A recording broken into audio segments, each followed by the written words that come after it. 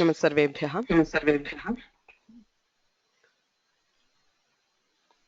अद्य विभक्तिवर्गे दशमः पाठः। नवम्बर् मासस्य 21 दिनाङ्कः।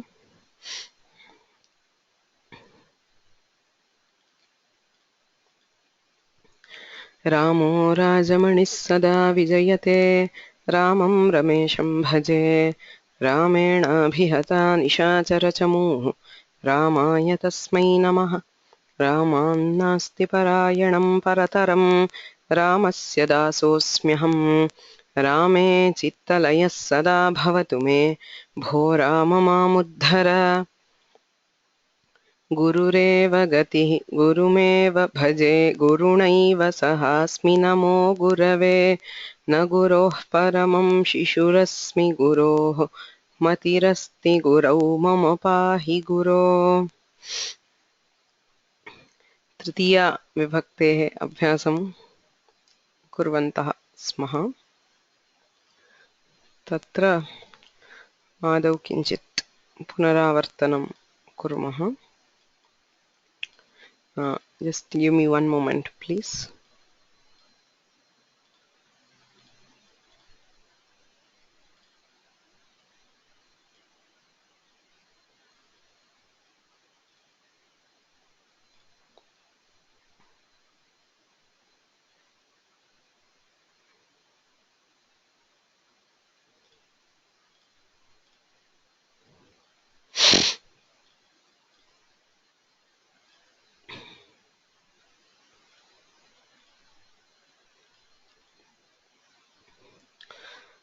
तृतीया विभक्तिः कुत्र उपयुज्यते इति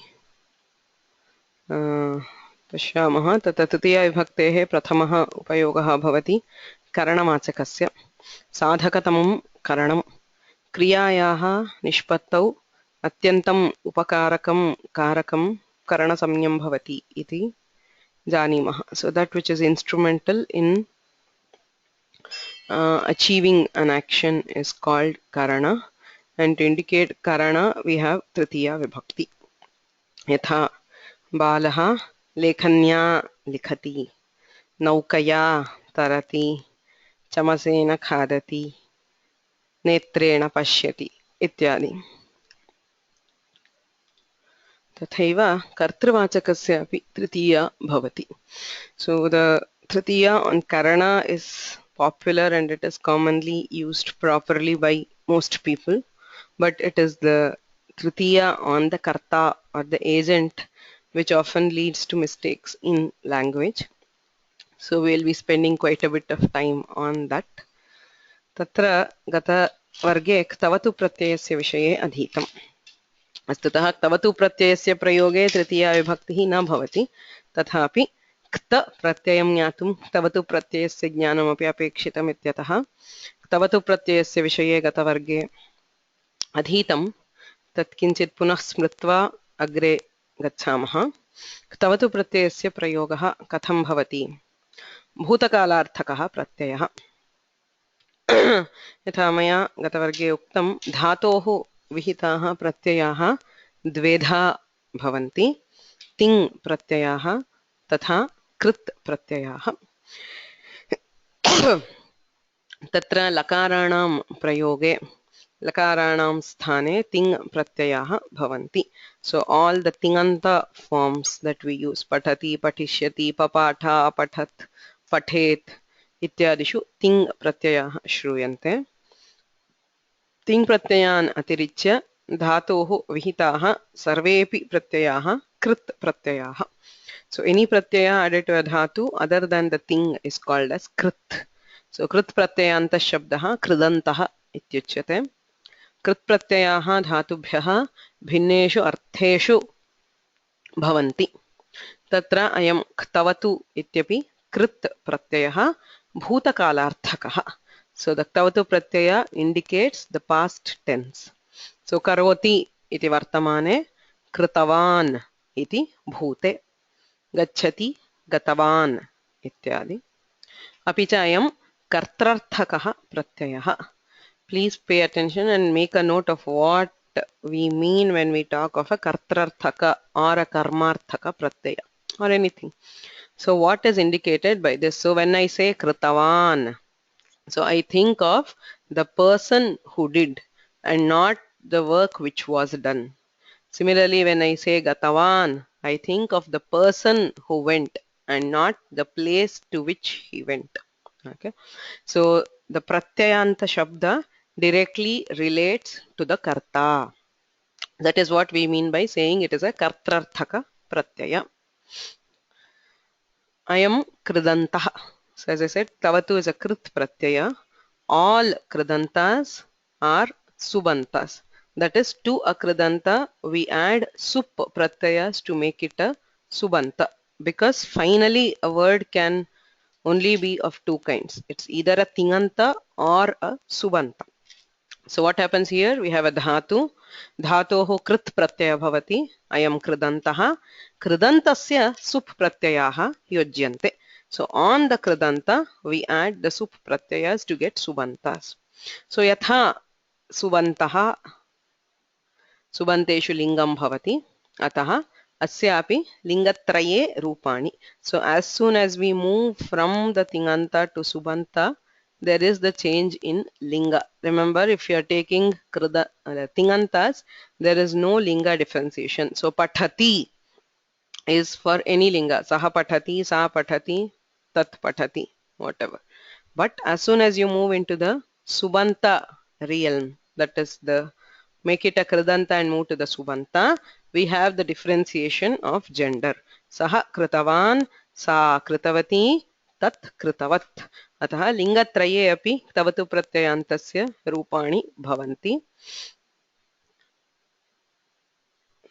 तवतु प्रत्ययस्य प्रयोगे कर्तृपदं प्रथमा विभक्तौ भवति.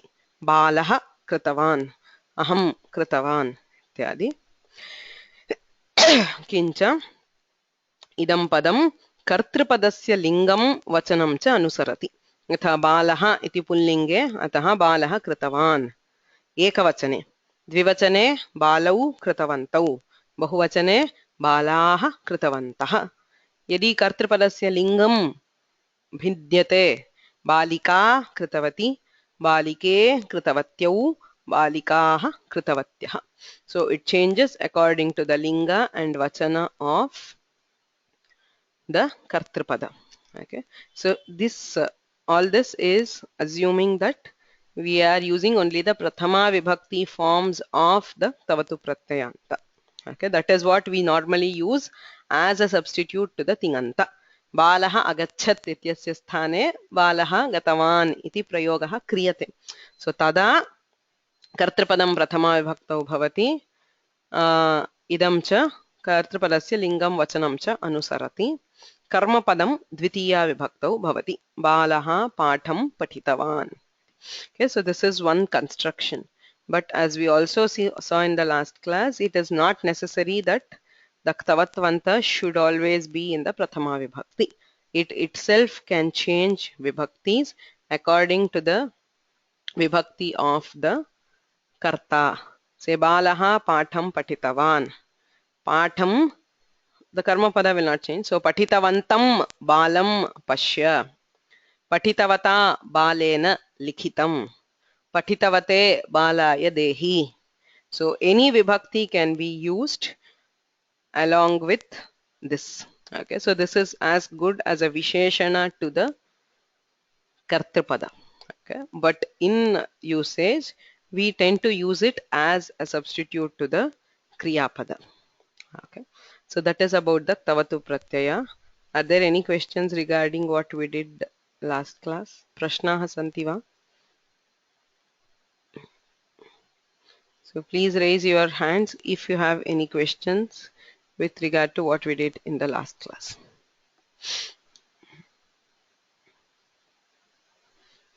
Vaidyanathan Mahodaya.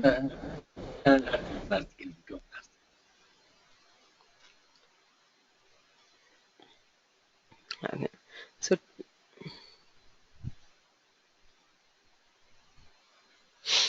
अत्र कश्चन प्रश्नः अस्ति. When the Kridanta changes vibhakti, does it still indicate past tense only? Yes. So the meaning of the pratyaya will not change. Okay. So it will still indicate bhutakala and still indicate the karta. So whatever is the additional meaning added by the vibhakti is uh, different. Okay. There was one more question, or rather a comment, that I don't understand what you explained just now about different vibhaktis. Maybe you should go back to the last class, because I mean we did deal with this quite in some detail in the last class on how the Tavatu Pratyayanta being a Subanta can take on different vibhaktis, and the meaning will of the vibhakti will be added. So I request you to please just go through the recording of last class once, especially probably the last half an hour. If you still have doubts, I will definitely deal with it again. Okay. Any other questions? Balachandran? Bala?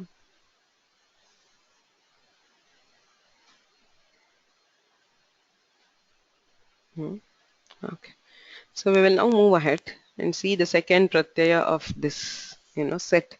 The ktavatu and kta pratyayas, usually we think of them as a pair. Okay. So complementary pair. So kta pratyayasya vishaye adya janimaha.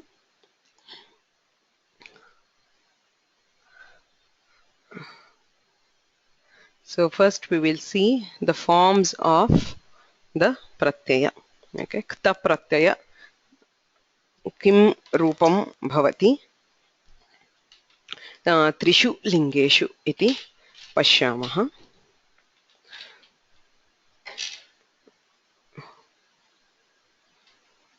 So those who would like to volunteer, please raise your hands.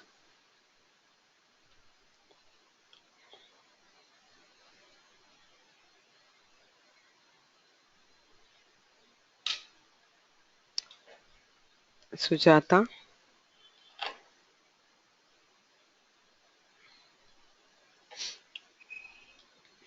Patitavan.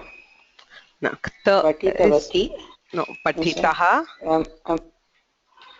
Sorry?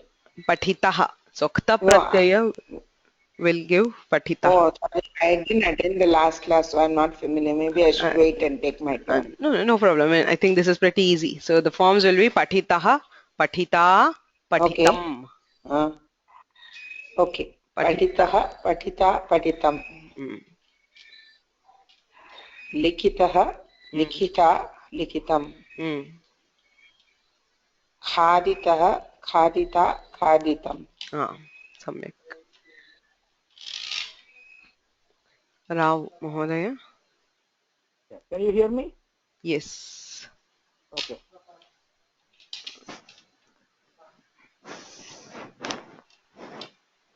Thapitaha, thapita, thapitam.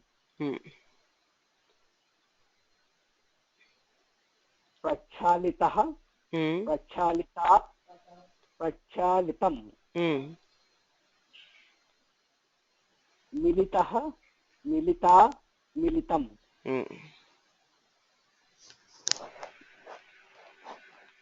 Radhika. Ninditaha, nindita, ninditam. Taditaha, tadita, taditam. Tarjitaha, tarjita, tarjitam.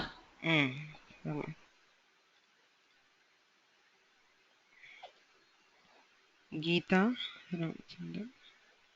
कथितः कथिता कथितम् चोरितः चोरिता चोरितम् मार्जितः मार्जिता मार्जितम्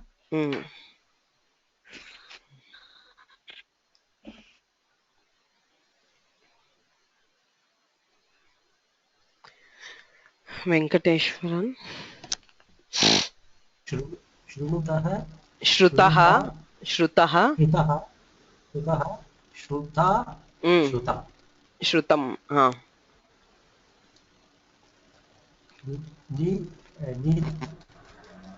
what is it, madam? नीतः नीतितः नीतः नीतः हम्म नीतः नीतथा नीता नीतं हाँ नीता नीता हाँ पीतः पीतः पीतं पीतं पीता पीतिता पीतः पीता पीता पीतम्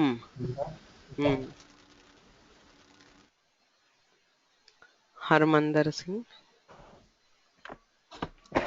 कृतः कृता कृतं स्मृतः स्मृता स्मृतं ज्ञातः ज्ञाता ज्ञाता ज्ञातं रघुनाथ गमतः गतः गतः गतः गतं गता गतम् गता गतं दृशितः दृष्टः दृष्टः दृष्टा दृष्टं तुजितः त्यक्तः तुजिता त्यक्तः त्यक्तः त्यक्तः त्यक्तः त्यज त्यक्तः त्यजतः त्यजतां त्यजिता त्यजतां त्यक्तः त्यक्ता त्यक्तम् त्यक्तः त्यक्ता त्यक्तं मीनाक्षी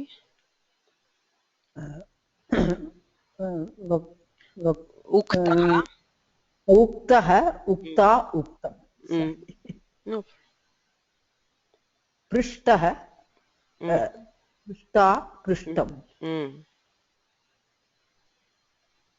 दत्तः दत्ता दत्तं सो एकं स्मर्तव्यं क्तवतु क्त इत्यनयोः रूपं सर्वदा समानम् I mean say if you have gatavan you just take off that van what remains is the form of the kta pratyaya so gata gatah gata gatam so drishtavan drishta drishtah drishta drishtam so tyaktavan tyakta uktavan ukta prishtavan prishta dattavan datta in all cases there are no exceptions the forms of ktavatu and kta are always same okay so for ktavan you hear that ta vat if you remove that vat what remains is the form for the kta pratyaya okay so I'll just quickly go through pathitavan pathita likhitavan likhita khaditavan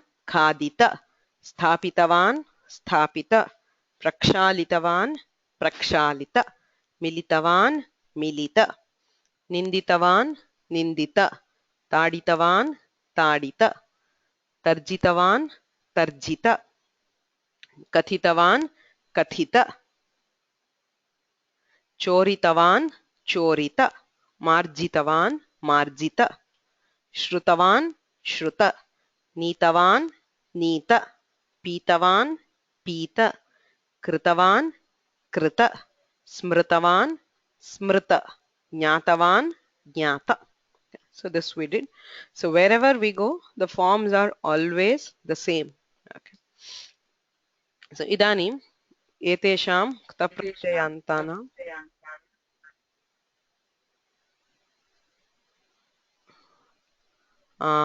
कर्मपदं योजयामः कर्मपदस्य योजनेन किं वाक्यं भवति so you have पाठ so remember in kta pratyaya it follows the karma so pathah pathitah katha pathita pustakam pathitam so you have to decide the linga based on the linga of the karma okay so we will do this exercise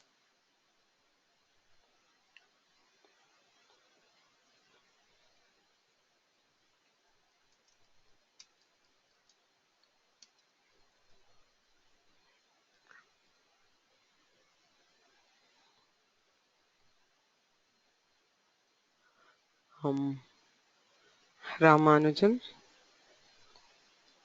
पाठः पठितः पाठः पठितः कथा लिखिता भोजनं खादितम् सम्यक् हरीश लेखनी स्थापिता पात्राणि प्रक्षालितानि पात्राणि प्रक्षालितानि मित्रं मिलितं मित्रं मिलितम् महादेवन कृष्णः निन्दितः हम्म चोरः ताडितः पुत्राः तर्जिताः पुत्राः तर्जिताः राधाकृष्णन बालचंद्रन महोदय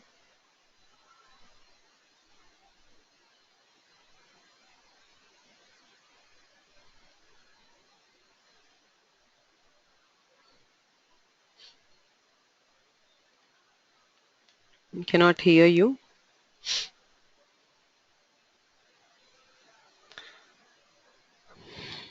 Anybody else would like to volunteer? Those who have not tried so far. Okay. Shubha, Sri Ram. हाँ. What?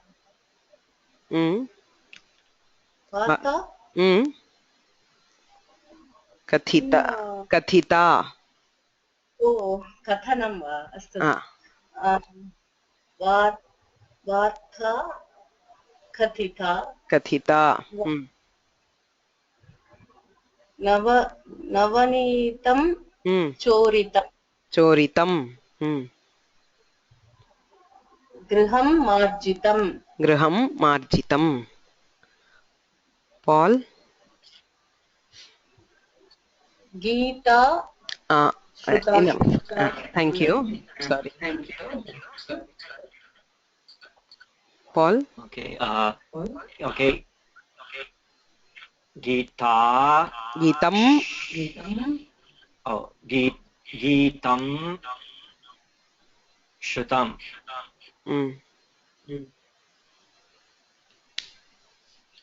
मार्जन्याः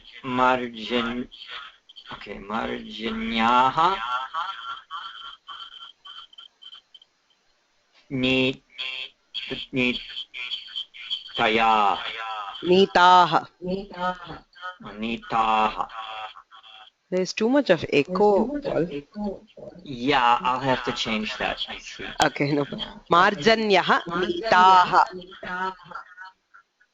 okay and then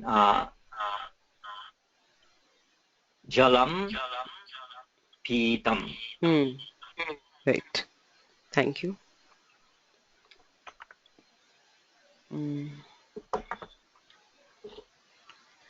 ज्ञानप्रसूना कार्याणि कार्याणि कृतानि कृतानि कार्याणि कृतानि अम्बा स्मिता विषयाणि विषयाः ज्ञाताः विषयाः sorry विषयाः correct ज्ञाताः विषयाः ज्ञाताः श्रीविद्या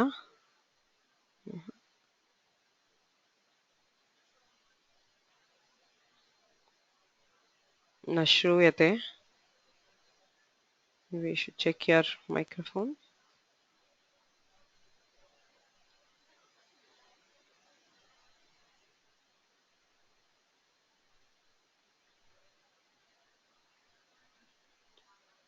हरि ओम Unable to hear you.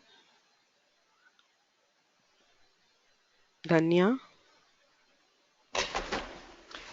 ग्रामं गतं Gramah. ग्रामः गतः Mm.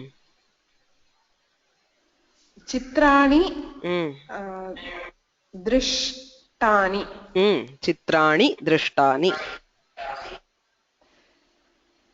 दुर्भ्यासः त्यज दुर्भ्यासः त्यक्तः Durabhyasah tyaktah. Mm.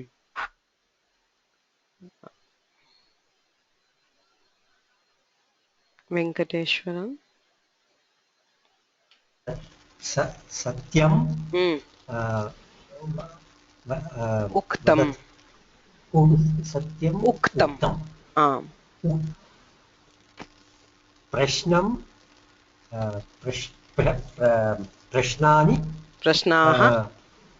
प्रश्नाः पृच्छता Prishtaah. पृष्ठाः Prashnaah. Prishtaah. प्रश्नाः पृष्ठाः Mm. पुस्तकं Mm. पुस्तकं दत्तं Dattam. दत्तं Mm. Pustakam dattam. इदानीं कर्मपदस्य योजनेन कथं लिङ्गं भिद्यते वचनमपि भिद्यते प्रश्नाः पृष्टाः चित्राणि दृष्टानि ग्रामः गतः सत्यम् उक्तम् अम्बा स्मृता. So as you can see, Dakta Pratyaya changes its forms with linga and vachana of the karma pada. इदानीम् एतेषामेव कर्तृपदस्य योजनं कुर्मः. कर्तृपदं तृतीया विभक्तौ भवति and the kta pratyayanta will not change with the karta. So balah balena pathah pathitah balikaya pathah pathitah. So this part is exactly what we did just now. Pathah pathitah. So balena pathah pathitah balikaya pathah pathitah. So you will not change these two based on the karta. So the kartrapada is just another addition exactly to the same sentence that we have told just now. Okay. So anybody else would like to try? Those who have not tried so far?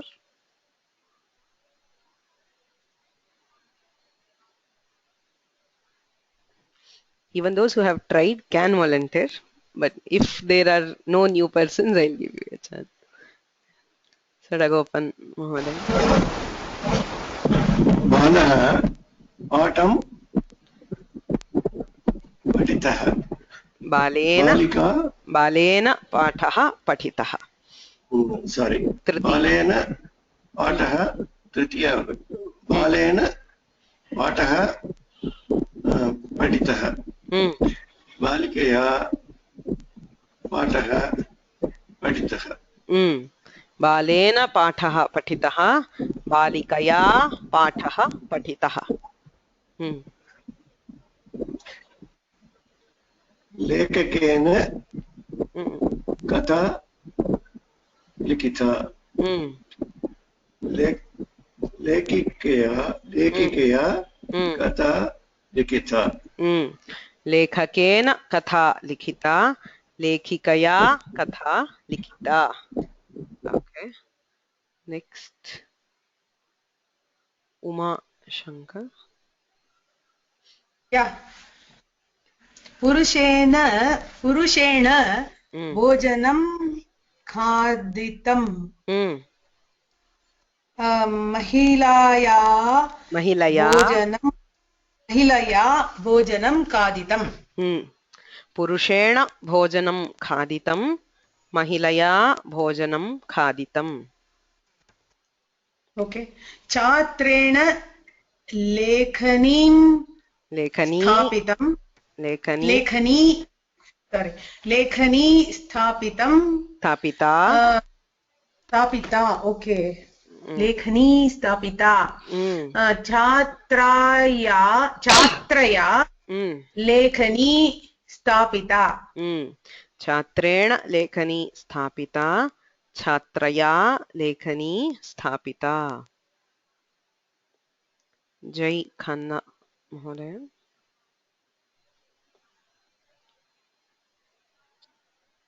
Yes. सेवकेन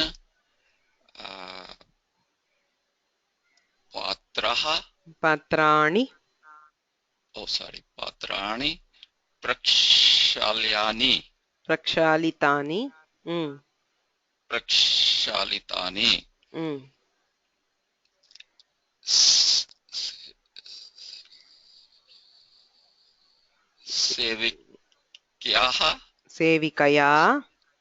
सेविकया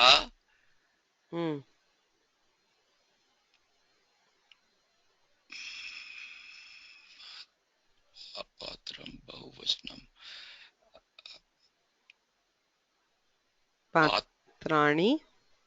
पात्राणि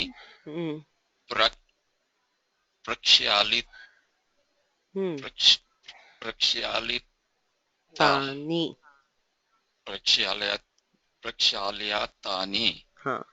सेवकेन पात्राणि प्रक्षालितानि सेविकया पात्राणि प्रक्षालितानि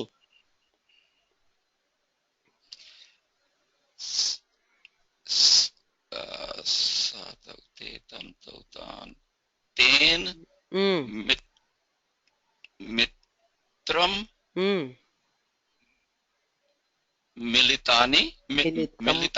मिलितं तेन मित्रं मिलितं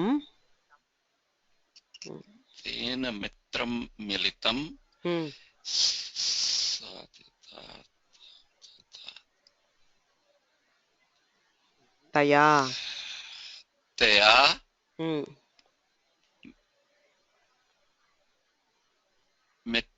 मित्रं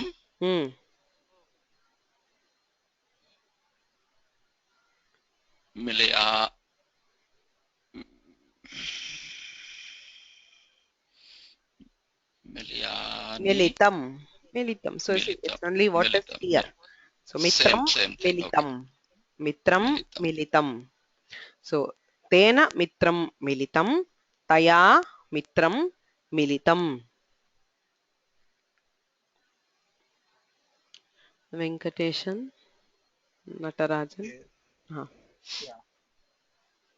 दुष्टेन कृष्णः निन्दितः दुष्टया कृष्णः निन्दितः दुष्टेन कृष्णः निन्दितः दुष्टया कृष्णः निन्दितः आरक्षकेन चोरः ताडितः आरक्षिकया चोरः ताडितः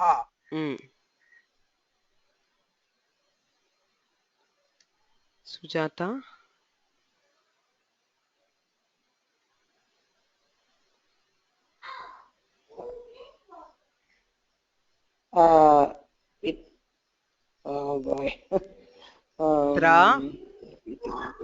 पित्रा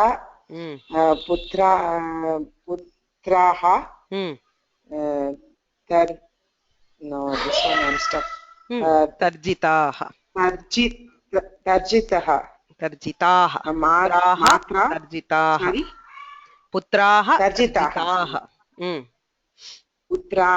तर्जिताः मात्रा पुत्राः तर्जिताः रमेशेन वार्ता कथिता रमया वार्ता कथिता रमेशेन वार्ता कथिता रमया वार्ता कथिता गीता रामचंद्रन शंकरेण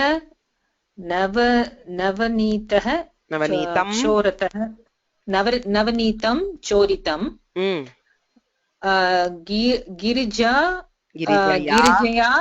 गिरिजा नवनीतं चोरितम् गणेशेन गृहं मार्जितं गौर्या गृहं मार्जितं सम्यक्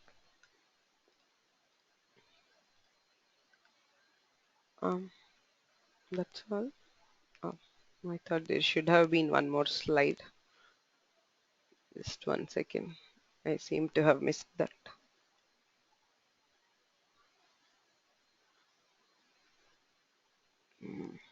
Okay.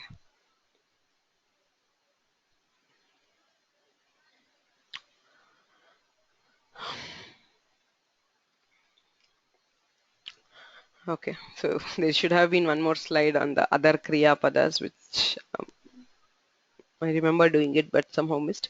But anyway, you should have got an idea of the Prayoga of Kta Pratyaya. So we will now see the theory. There are a couple of questions. I'll answer them later. So Kta Pratyayasya Vishaye Janimaha. Kta Pratyayaha api Krit Pratyayaha. Ayam api Bhutakalarthakaha Pratyayaha. So the Kta Pratyaya also indicates past tense. So Karoti, does. Kritam, was done. Gachati, goes. Gatam, went. So this also is also a Bhutakalarthaka Pratyaya. Ayam Karmarthaka Pratyayaha. So this is the only difference between Ktavatu and Kta. Okay. So Ktavatu is a Kartrarthaka Pratyaya and Kta is a Karmarthaka Pratyaya. So what do we mean by that? So when I say Kritam, I do not think of who did. I think of what was done. Karyam Kritam, Bhojanam Kritam, Nidra Krita. So I think the work which was done. But when I say Kritavan, I think of who. Saha Kritavan, Aham Kritavan, Sa Kritavati. So that is the difference between Ktavatu and Kta. When we say Ktavatu, we think of the person who did the action, whereas when we use the Kta Pratyaya, we think of the object which was done, right? So that is what we mean by saying it is a Karmarthaka Pratyaya. So Gatam, when I say Gatavan, the immediate question is who? Kaha Gatavan, Balaha Gatavan, Purushaha Gatavan, Mahila Gatavati, Mitram Gatavat. Who went? But when I say Gata, question is what? Gramaha Gataha, Griham Gatam, Shala Gata. Where did he go? What was the destination? Okay, so that is the difference between Ktavatu and Kta. Ktavatu is a Kartrarthaka Pratyaya and Kta is a Karmarthaka Pratyaya. That is why we say Ktavatu is active voice. Active voice always, I mean, wherever you go, the definition of active voice is that the focus is on the Karta, the agent who does. Whereas in a passive voice, the focus is on what was done and not who did it. Okay, that is why we say Ktavatu is active voice and Kta is passive. What do we mean by active and passive? Active means the focus is on the agent who does. Passive means the focus is not on him. It is on the action itself or on the object of action. Okay. And everything else is similar to Ktavatu and Kta. Kta Pratyayantasyapi lingatraye rupani bhavanti. So Kritaha, Krita, Kritam. Just like we had Kritavan, Kritavati, Kritavat. So Kritaha, Krita, Kritam. Iti lingatraye rupani bhavanti. Idam api subantam. So Kta Pratyayantas are also subantas. You need to add subanta, and as soon as you make it a subanta, you have the differentiation of linga. Karma padam prathama vibhaktau bhavati.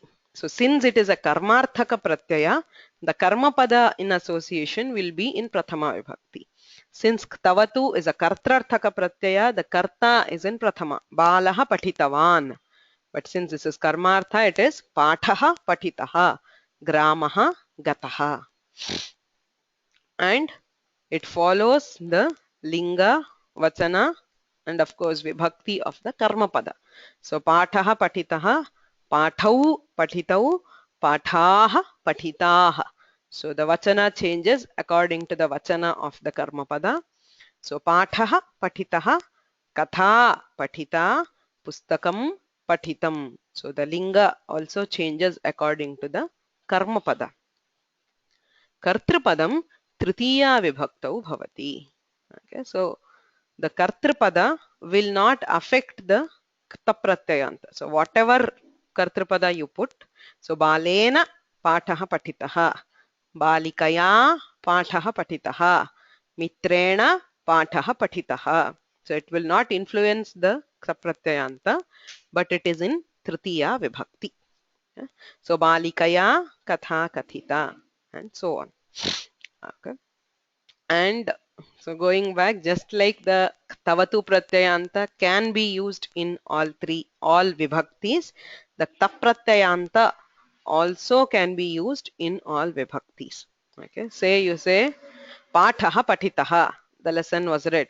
Patitam patham punaha patha, read again the lesson which was read.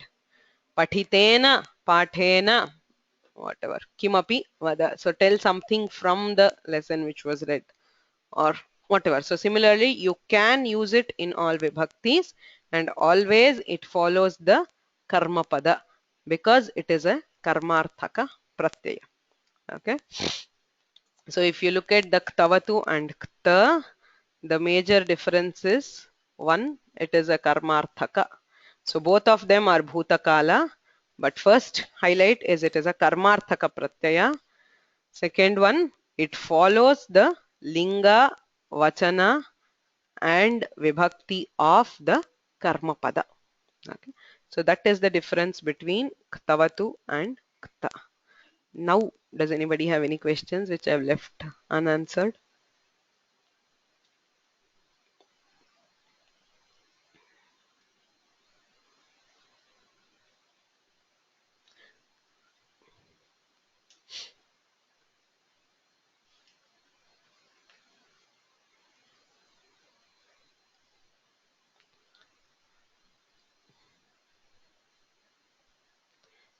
Yes, Radhika Mohanaya. Hello? Ah. Yeah. So the difference between balena pathaha patitaha and balena patitam is that the first is passive and the second is active? No, both are passive. In one you have the object. Yeah. Balaha patham patitavan is active because there the focus is on patitavan. Kaha patitavan, balaha patitavan. The difference between balena patha patitaha and balena patitam is nothing. In one case you have what is done, the karma. In the other case you don't specify what is karma. So reading the action, it is called the bhave prayoga. Okay, so in Sanskrit there are two versions of the passive. So English has only two constructions, active and passive. Sanskrit has three, kartari, karmani and bhave. So kartari is active. It is common to all actions. Say balaha pathati, balaha hasati. The boy reads, the boy laughs. So what we call the sakarmaka and akarmaka, transitive or intransitive. So balaha patham pathati or balaha hasati. Hasati does not take a karma. So when we convert them to passive, if there is a karma pada, it becomes balena pathaha pathitaha. If there is no karma, becomes balena hasitam. So it was laughed by the boy, which is a very, very odd construction for English, but very normal for Samskrita. So there are two versions of the passive in Samskrita. One in which there is a karma pada, we call it karmani. If there is no karma pada, we call it as bhave. Both of them are passive. So in bhave, I can't say, like I can say maya uktam, but I can't say what I said. I mean, if you say it, it will be karmani. You can, I mean, it depends on, if you are saying the karma, we would call it karmani, karmani prayoga. If you don't specify the karma, we would call it bhave prayoga. I mean, it's just a name. There is no difference in the prayoga itself. So maya uktam, if you are just saying maya uktam, it was said by me. Okay, so let me go into no problem. So the linga, and see what you should note is that the kta pratyaya changes its linga and vachana according to the karma, right? Say maya satyam uktam, maya katha ukta, maya whatever uktaha. So it will change based on the karma pada. What happens when there is no karma pada? Say case like I just want to say I said maya uktam. I don't want to specify what. Then what happens? The kta pratyaya will always take on napumsakalinga and ekavachana. Okay, always napumsakalinga and always ekavachana if you are not specifying the karma. If we are specifying the karma, it will follow the karma pada. Okay, say pathaha patitaha, katha patita, pustakam patitam, pathaha patitaha, and so on. But I don't want to specify the karma. I just want to say I read. Okay. So maya patitam. So we stop at napumsakalinga, always napumsaka, always ekavachana. That is the only difference between bhave prayoga and karmani prayoga. Okay. So in karmani prayoga, the kriya pada will change linga or purusha or vachana according to the karma pada. So as soon as you remove the karma pada, the kriya pada becomes a constant. It will always be napumsakalinga and always be ekavachana. So maya patitam, maya likhitam, maya uktam, maya kritam.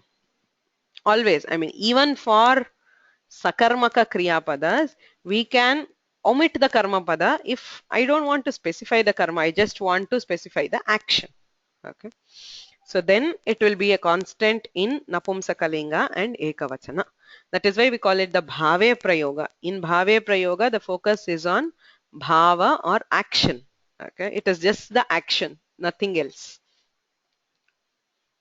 Any other questions?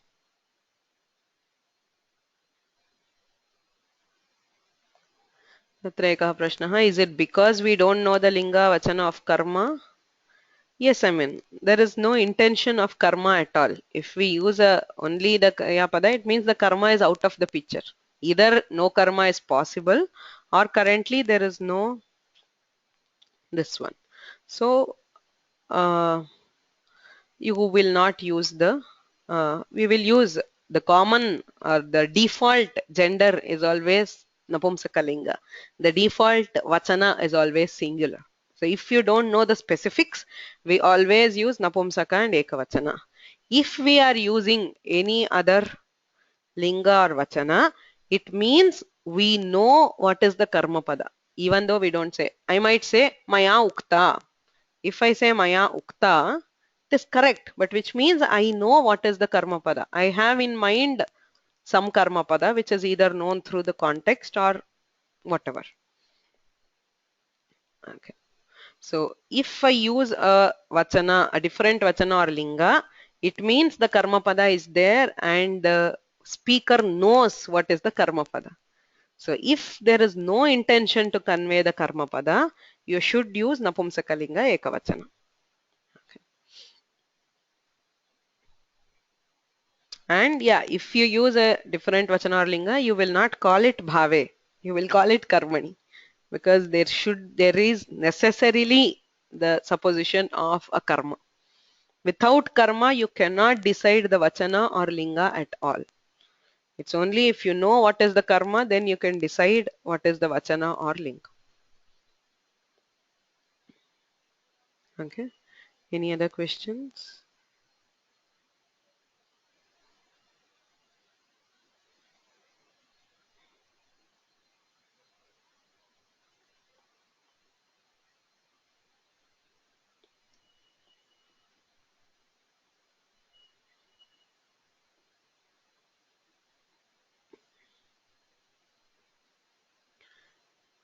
Okay, so now that we have studied both, we will try using both.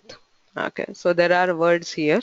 So there is a kartripada, the karma pada, and the action. Okay, so the karta is in blue, the karma is in black, and the center is the action. we will use both ktavatu and kt. Say chhatraha pustakam kritavan. Chhatraha pustakam kritavan. Chhatrena pustakam kritam. Okay. So chhatraha pustakam kritavan. Chhatrena pustakam kritam.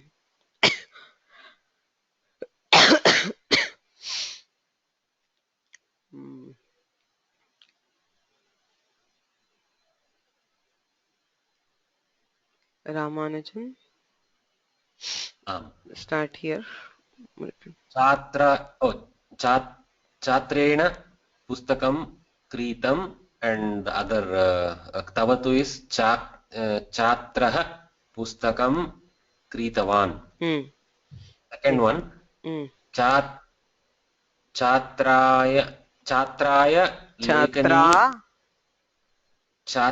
lekanim kritavati, and chatraya lekanim lekani krita. No problem. So chatra lekhanim kritavati, chatraya lekhani krita. Dhanya. Balikaya Sudhakhanda Krita. That is Sudhakhandaha. Balikaya Sudhakhandaha Kritaha. Then Balika Sudhakhandaha Kritavati. Sudhakhandam Kritavati. Okay. Next. Next one.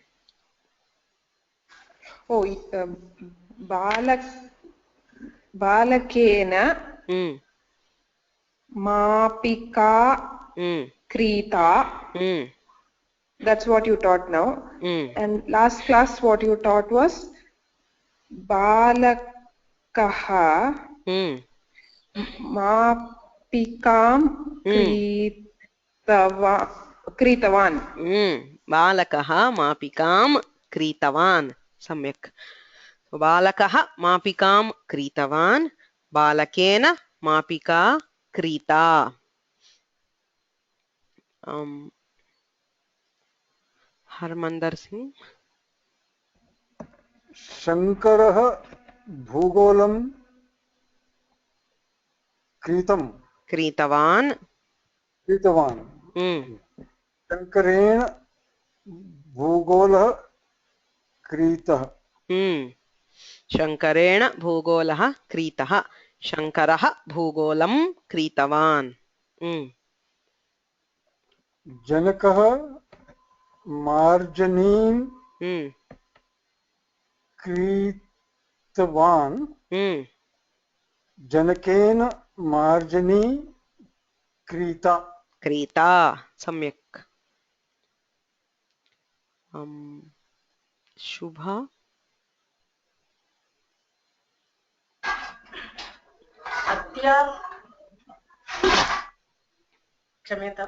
अध्यापकः कृष्णफलकं क्रीतवान्. अध्यापकेन कृष्णफलकः वा कृष्णफलकं क्रीतम्. मित्रः मित्रम् अङ्कनीं क्रीतवान्. मित्रं क्रीतवत्. मित्रेण अङ्कनी क्रीता. मित्रेण अङ्कनी क्रीता.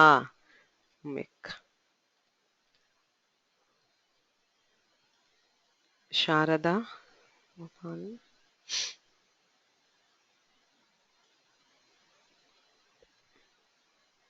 Same, it's the same, just the dhatu has changed.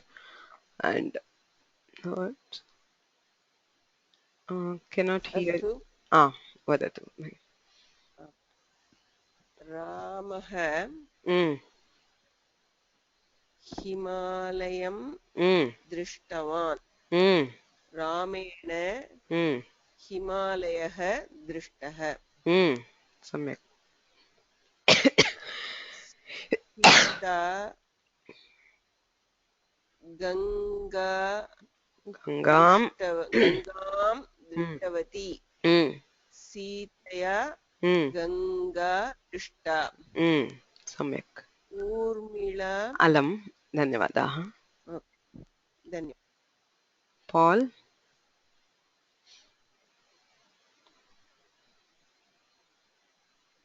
Okay, where is that? Okay, Urmila Rajasthanam Drishtavati Urmilaya Rajasthanam Rajasthanam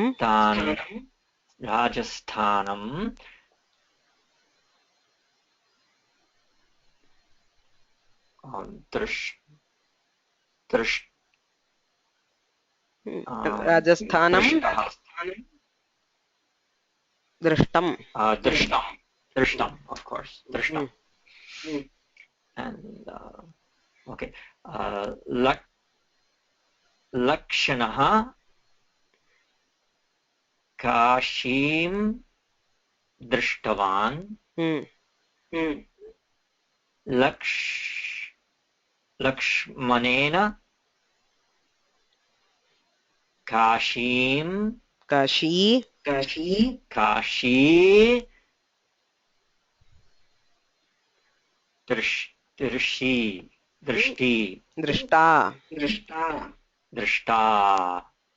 Drishta. Thank you. Sujata Darbha भरतः समुद्रं दृष्टवान् भरतेन समुद्रः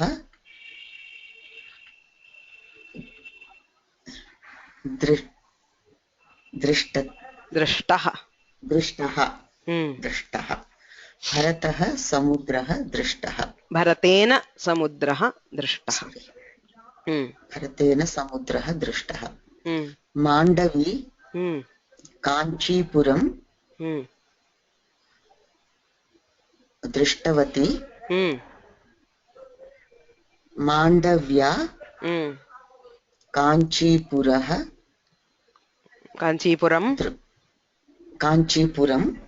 दृष्टम् शत्रुघ्नः धन्यवादाः okay thank you next Shrikant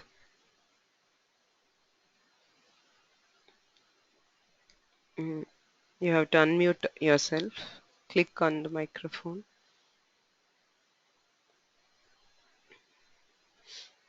I got it. Shatrughnena Dwaraka Drushta Shatrughnah Dwarakam Drushtavan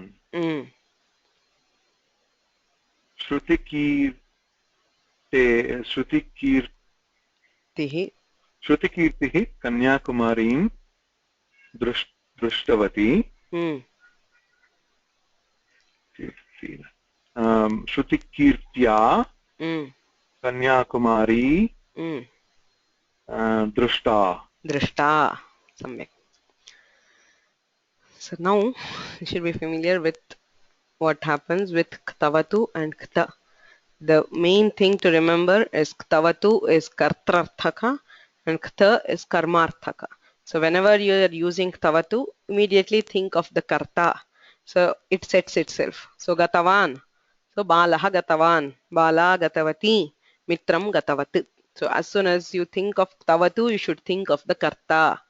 But when you think of the Kta, you should immediately think of the Karma. So Pathaha Patitaha, Katha Patita, Pustakam Patitam. So if you say aloud the Karma Pada, this form will set itself. So if you're saying Pustakam, So balaha pustakam. So you want to use ktavatu, say balaha patitavan. So but if you want to use kta, you should refer it to the patha. Pathaha patitaha. Okay. So just so we have now seen a usage of this one. So atra prashnaha shrutakirtihi strilinge va am. Shrutakirtihi it's a ikaranta strilinga like matihi or buddhihi. Shrutakirti. Kirti shabdaha striyam. Shrutakirti was the wife of Shatrughna. Her name was Shrutakirti. So ikarantaha strilinga shabdaha. Ikarantaha strilingaha bahavaha santi. So like matihi or buddhihi, gatihi, kritihi, sarve strilinga.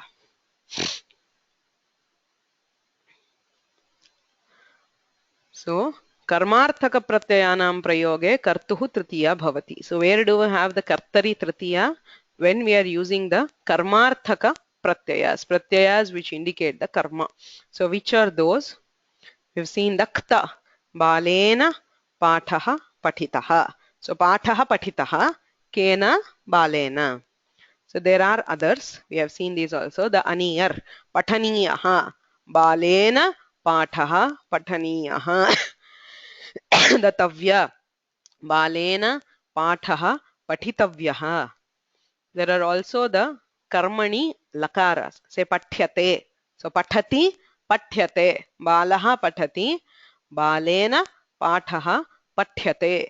So wherever the pratyaya is a karmarthaka pratyaya, immediately the kartrapada has to be in tritiya and the karmapada has to be in prathama.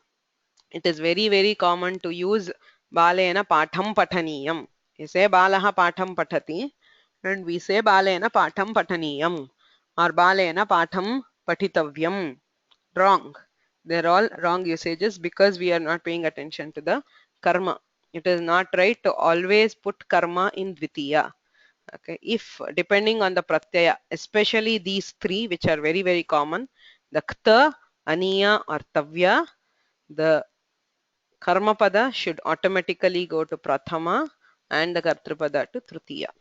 Okay, so we will do a bit more practice of these and then see other cases of tritiya in the next class. So I did do a next exercise, but it is not yet complete.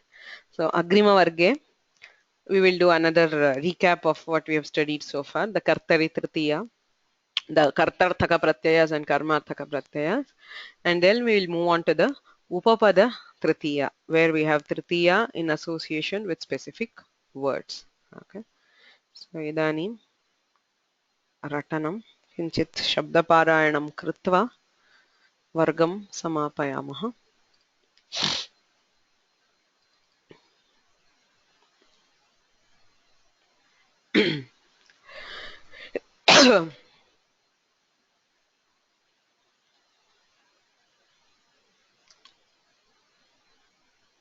So those who want to volunteer for the ratana, please raise your hands.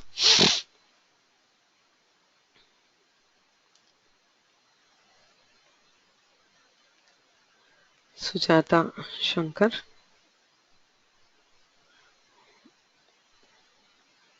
अकारान्तः पुल्लिङ्गः रामशब्दः रामः रामौ रामाः हे रामो हे रामाः रामं रामौ रामान् रामेण रामाभ्यां रामैः रामाय रामाभ्यां रामेभ्यः रामात् रामाभ्यां रामेभ्यः रामस्य रामयोः रामाणां रामे रामयोः रामेषु.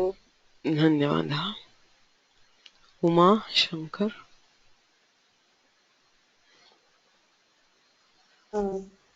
आकारान्तः स्त्रीलिङ्गः रमा शब्दः प्रथमा विभक्तिः रमा रमे रमाः हे रमे हे रमाः रमां रमे रमाः रमया रमाभ्यां रमाभिः रमायै रमाभ्यां रमाभ्यः रमायाः रमाभ्यां रमाभ्यः रमायाः रमयोः रमाणां रमायां रमयोः रमासु. Hari Krishnan.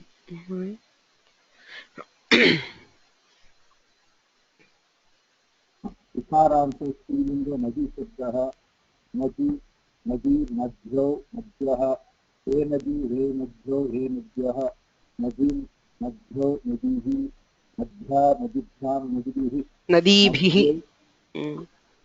नदीभिः नद्यै नदीभ्यां नदीभ्यां नदीभ्यः नद्याः नदीभ्यां नदीभ्यः नद्याः नद्योः नदीनां नद्यां नद्योः नदीषु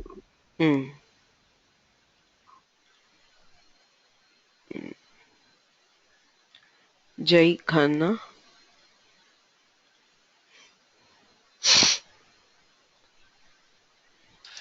आकारांत नपुंसक लिंग फल शब्द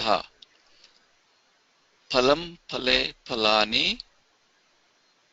हे फल हे फले हे फलानि फलम फले फलानि फलेन फलाभ्याम फलैः फलाय फलाभ्याम फलेभ्यः फलात् फलाभ्यां फलेभ्यः फलस्य फलयोः फलानां फले फलयोः फलेषु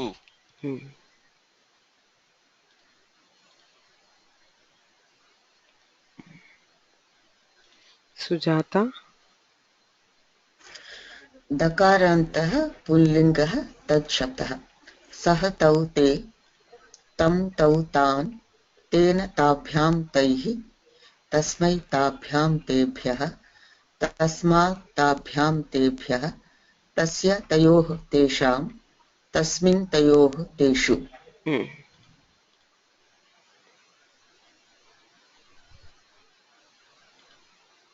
Rao Mohoday. Yeah. Before I recite, just have one question. I raised my hand, but you. Oh, sorry. Yeah. No problem. Huh. Yeah. Balaha patham patitavan. Balena pataha patitam. Patitaha. So you can use both these sentences. Yes. Definitely. It's depending on what is the vivaksha. See why. Yeah, what is context? See why we use the karmani or bhave prayogas is to take away the focus from the karta and to put the focus either on the object or the action. Say for example, I've been wanting to tell this. So why, what is the significance of the karmani and bhave?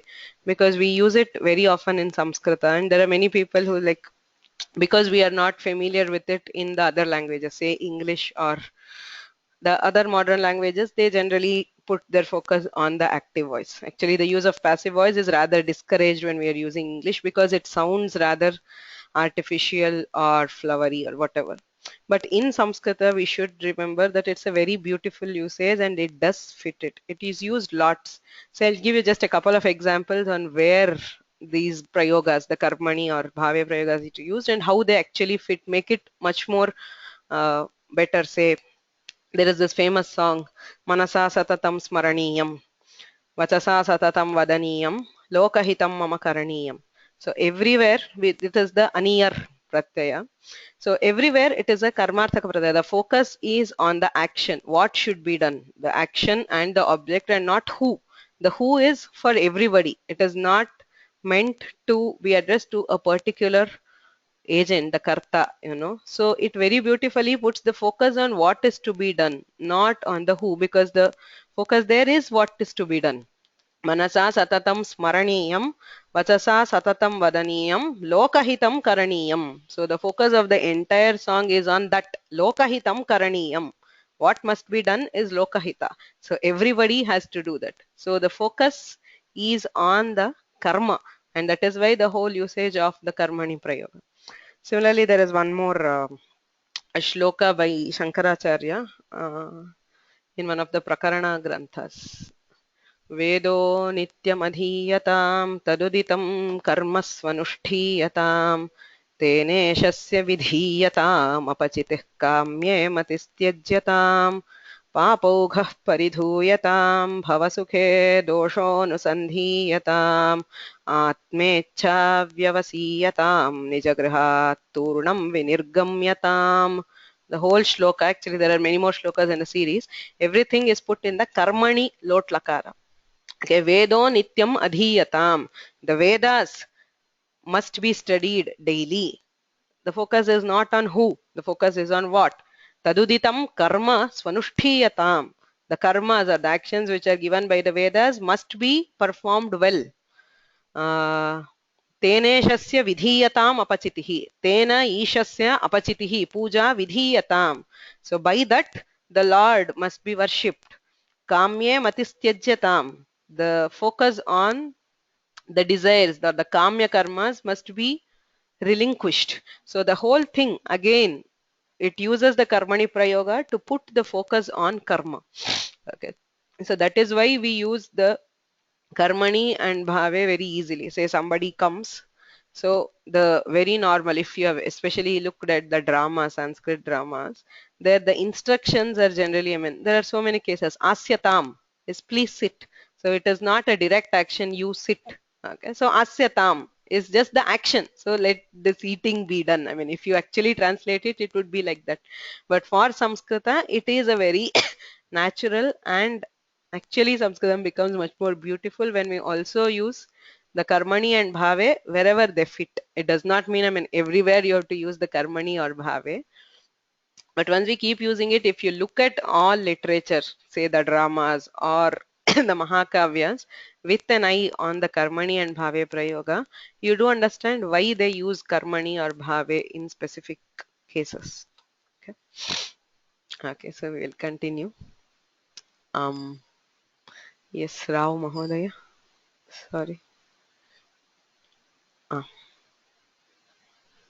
Okay. तकारान्तस्त्रीलिङ्गः तत्ततः सा ते ताः तां ते ताः तया ताभ्यां ताभिः तस्यै ताभ्यां ताभ्यः तस्याः ताभ्यां ताभ्यः तस्याः तयोः तासां तस्यां तयोः तासु. Just one last question before you unmute me. So when you say aniyar, karaniyam or vadaniyam, whatever it is it sort of a future tense? Bhavishyat kal? No, there is no question of bhavishyat. No. There is no question of tense there. I mean, which kala? It is like all kalas. It is the meaning of vidhi, that must be done or should be done or deserves to be done. There is no implication of kala in aniyar. It can be now, it can be later. You will not know. So is there a corresponding kartari for that? There is no pratyaya as in kridanta. I mean, not like you have tavatu and kta, but if we use that in kartari prayoga, we will have to use either vidhiling lakara or lot lakara. So maya lokahitam karaniyam means aham lokahitam kuryam or saha lokahitam kuryat or karotu. So we will have to use either lot lakara or the vidhiling lakara for it. So aniyar is some sort of a karma prayoga or bhava prayoga? Karmarthaka pratyaya. Yeah. It is a karmarthaka pratyaya. Karma or bhava. Okay. Bhava karma. Yeah. Okay, thank you. There's a question, can I give the source of that Shankaracharya shloka? It's on the tip of my tongue. I'm not getting it. The name of that series, there is some five or six shlokas. It's a small one. I'll let you know. I'll send an email.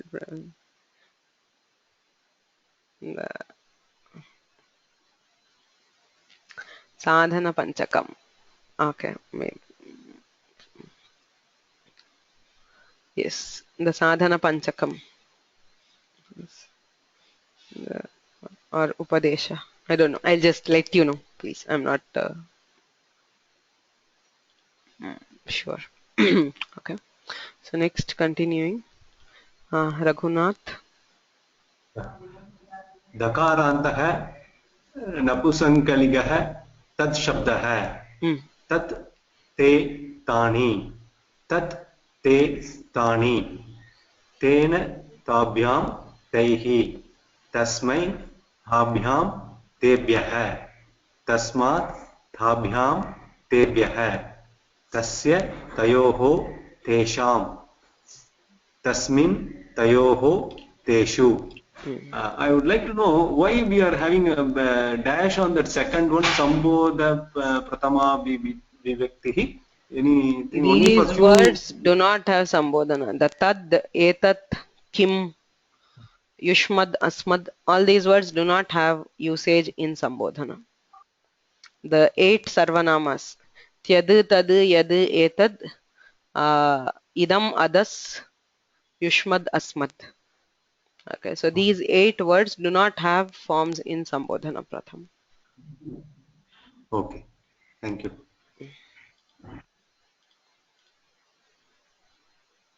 Shri Priya. दकारान्तः पुल्लिङ्गः एतत् शब्दः एषः एतौ एते एतम् एनम् एतौ एनौ एतान् एनान् एतेन एनेन एताभ्याम् एतैः एतस्मै एताभ्याम् एतेभ्यः एतस्मात् एताभ्याम् एतेभ्यः एतस्य एतयोः येनयोः एतेषाम् एतस्मिन् एतयोः येनयोः एतेषु.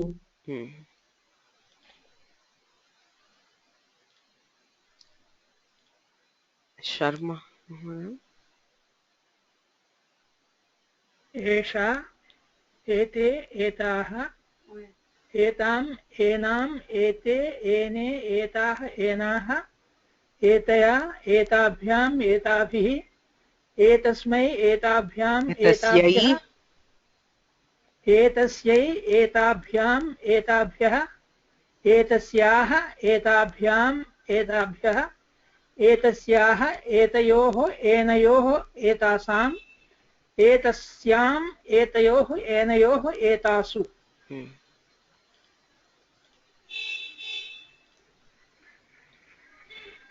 शुभा. दकारान्तः नपुंसकलिङ्गः एतत् शब्दः एतत् एते एतानि एतत् एनत् एते एने एतानि एनानि एतेन एनेन एताभ्याम् एतैः एतस्मै एताभ्याम् एतेभ्यः एतस्मात् एताभ्याम् एतेभ्यः एतस्य एतयोः एनयोः एतेषाम् एतस्मिन् एतयोः एनयोः एतेषु.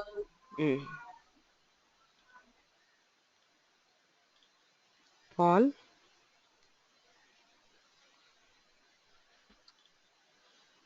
दकारान्तः त्रिषु लिङ्गेषु समानः युष्मत् शब्दः त्वं युवां यूयं त्वां त्वा युवां वां युष्मान् वः त्वया युवाभ्यां युष्माभिः तुभ्यं ते युवाभ्यां वां युष्मभ्यां वः त्वं युवाभ्यां युष्मन् तव ते त्वत् युवाभ्यां तव त्वत् युवाभ्यां युष्मत् तव ते युवयोः वां युष्माकं वः त्वयि युवयोः युष्मासु.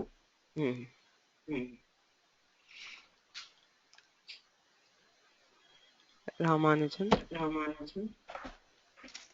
दकारान्तः त्रिषु लिङ्गेषु समानः अस्मद् शब्दः अहम् आवां वयं मां मा आवां नौ अस्मान् नः मया आवाभ्याम् अस्माभिः मह्यं मे आवाभ्यां नौ अस्मभ्यं नः मत् आवाभ्याम् अस्मत् मम मे आवयोः नौ अस्माकं नः मयि आवयोः अस्मासु वैद्यनाथन् मकारान्तपुल्लिङ्गः किं शब्दः कः कौ के कं कौ कान् केन काभ्यां कैः कस्मै काभ्यां केभ्यः कस्मात् काभ्यां केभ्यः कस्य कयोः केषां कस्मिन् कयोः केषु Anybody else who have not tried so far?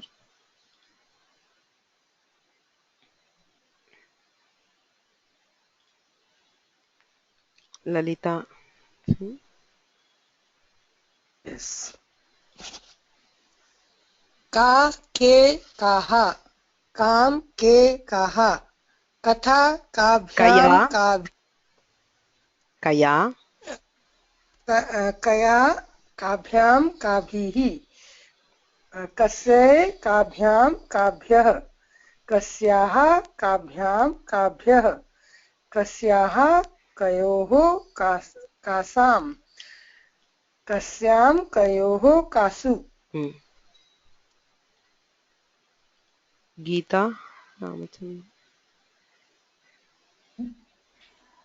मकारान्तः नपुंसकलिङ्गः किं शब्दः किं के कानि केन काभ्यां कैः कस्मै काभ्यां केभ्यः कस्मात् काभ्यां केभ्यः कस्य कयोः केषां कस्मिन् कयोः केषु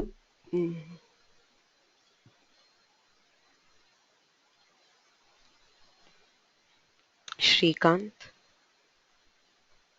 लकारान्तः पुंलिङ्गः भवच्छब्दः भवान् भवन्तौ भवन्तः हे भवन् हे भवन्तौ हे भवन्तः भवन्तं भवन्तौ भवतः भवता भवद्भ्यां भवद्भिः भवते भवद्भ्यां भवद्भ्यः भवतः भवद्भ्यां भवत्यः भवतः भवतोः भवतां भवति भवतोः भवत्सु.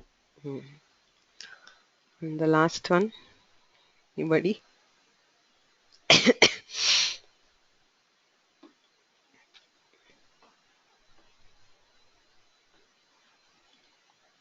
Meenakshi.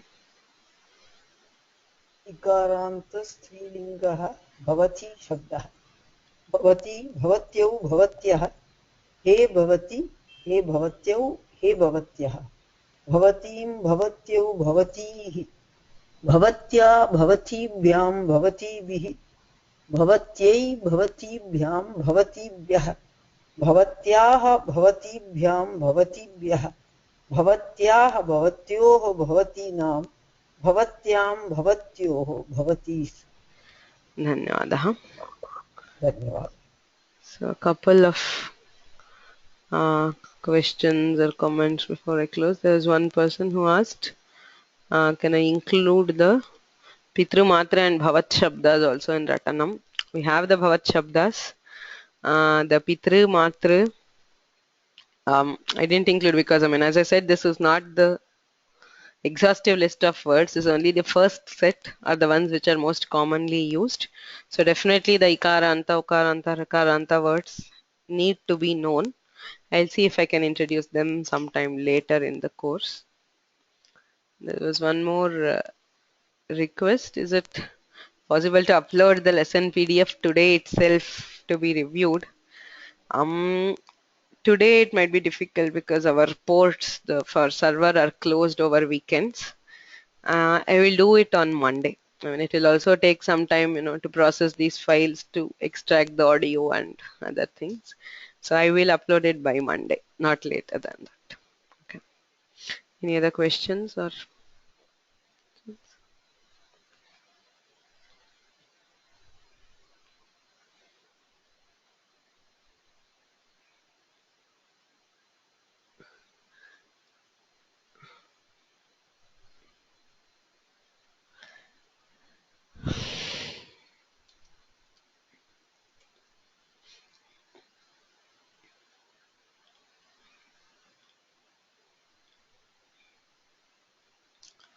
Yes, we had to do Pitri Shabda in Tritiya. Yes, it was a oversight. I have consciously tried to avoid the other words, but yeah, it's fine. I mean, as we go on, we will include the other, try to include the other Shabdas also.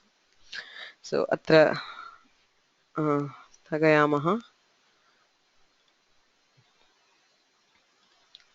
रामो राजमणिः सदा विजयते रामं रमेशं भजे रामेणाभिहता निशाचरचमूः रामाय तस्मै नमः रामान्नास्ति परायणं परतरं रामस्य दासोऽस्म्यहं रामे चित्तलयः सदा भवतु मे भो राम मामुद्धर गुरुरेव गतिः गुरुमेव भजे गुरुणैव सहास्मि नमो गुरवे न गुरोः परमं शिशुरस्मि गुरोः मतिरस्ति गुरौ मम पाहि गुरो